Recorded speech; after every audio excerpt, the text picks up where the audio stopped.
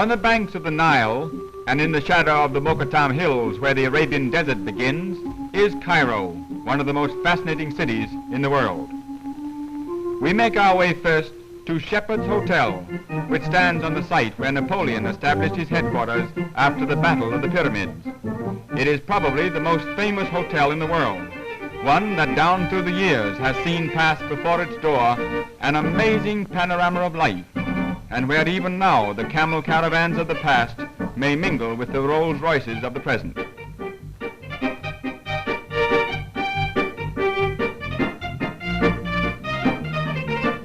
Along this Occidental street, an Oriental funeral passes.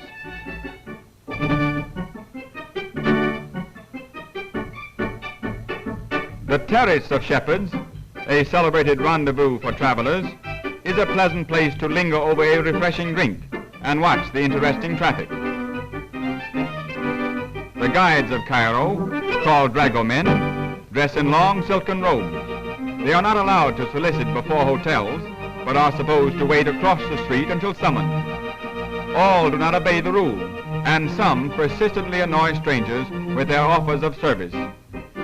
These men, as a rule, are walking mines of misinformation, who often pose as sons of sheikhs and, according to the gullibility of the listener, stretch their imaginations in relating improbable tales.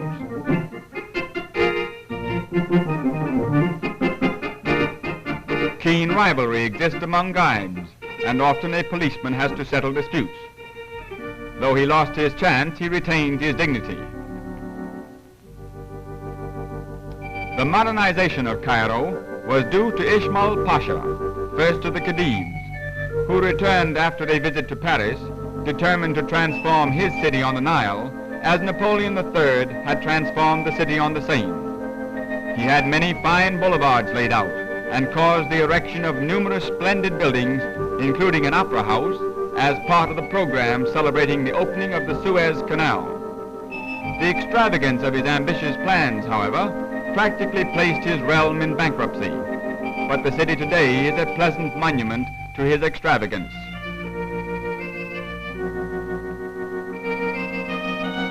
British troops are garrisoned in Cairo.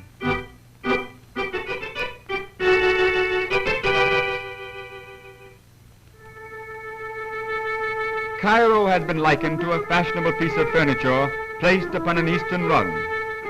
The Arab section, which retains so much of its old-time picturesqueness, is perhaps the most interesting part to the traveler.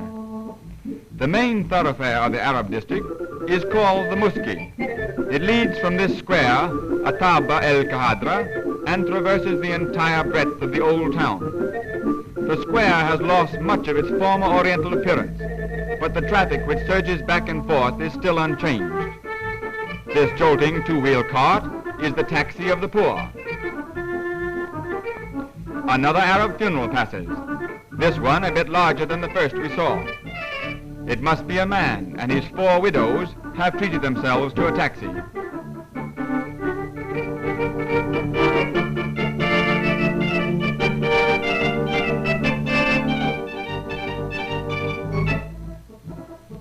All aboard for a dash through the Muski.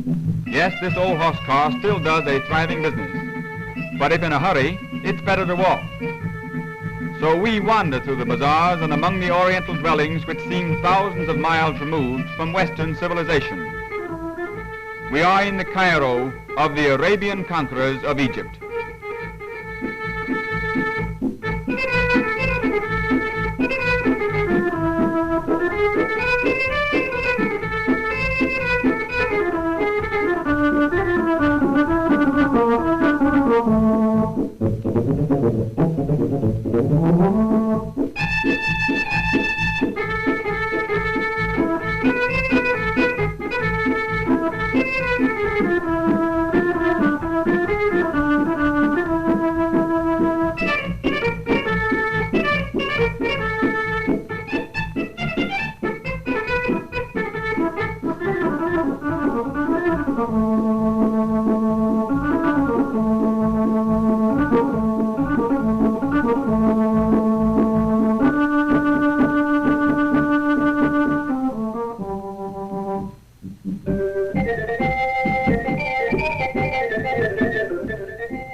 Pigskin water bags are still seen in the bazaars. The Egyptian mother carries her baby in this unique manner, astride her shoulder. Loaves of Arab bread.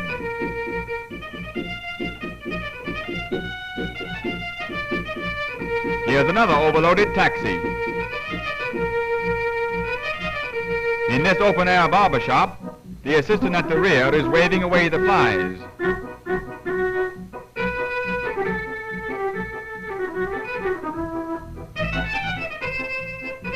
It is interesting to watch how skillfully the artisans work with tools of the most primitive description.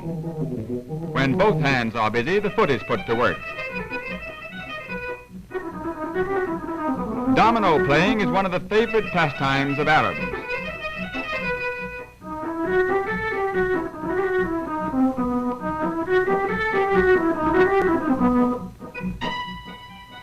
Cairo has been called the city of minarets, for there are more mosques here than there are churches in Rome.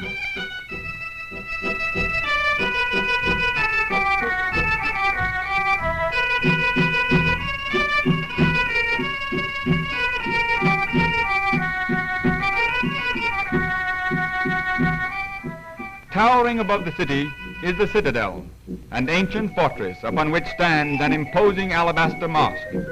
The tall, slender minarets and the low, graceful domes are visible from many of the narrow streets of the bazaars.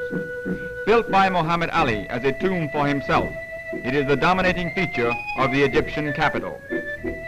The view from the citadel is most imposing, for in the distance, through a belt of verdure, flows the river Nile, and at our feet is the largest city in Africa.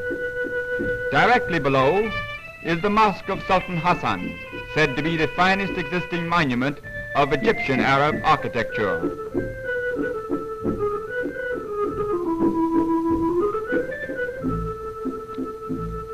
Looking beyond the Nile, we see the dim outlines of the three great pyramids. A splendid motor road connects them with the city. At the end of the road, camels and donkeys are available for tourists who wish to ride them. And it's always fun to watch the other fella get aboard.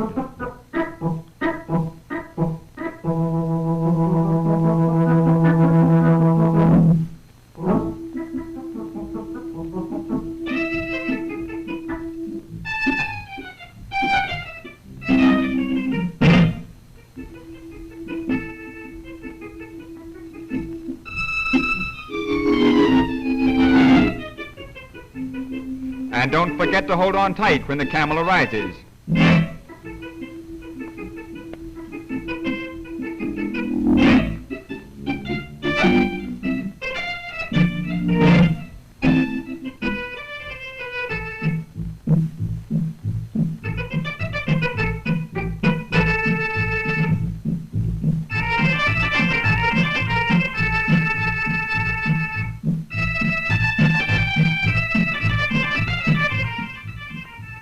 The pyramids, the colossal sepulchres of kings, and the hugest structures ever reared by man stand upon the edge of the desert, their bases covered by sand.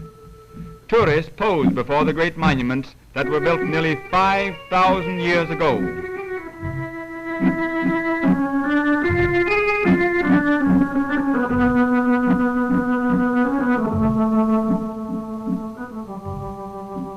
All things, it is said, fear time. But time fears the pyramids. Close by crouches the Sphinx, the gigantic figure of a lion with a human head, typifying the union of intelligence and strength. Built over 6,000 years ago, it is probably the oldest relic of human workmanship the world knows. Time and Muslim fanaticism have destroyed the features of its face, but this relic of Egyptian antiquity still stands, solemn and silent, a symbol of eternity.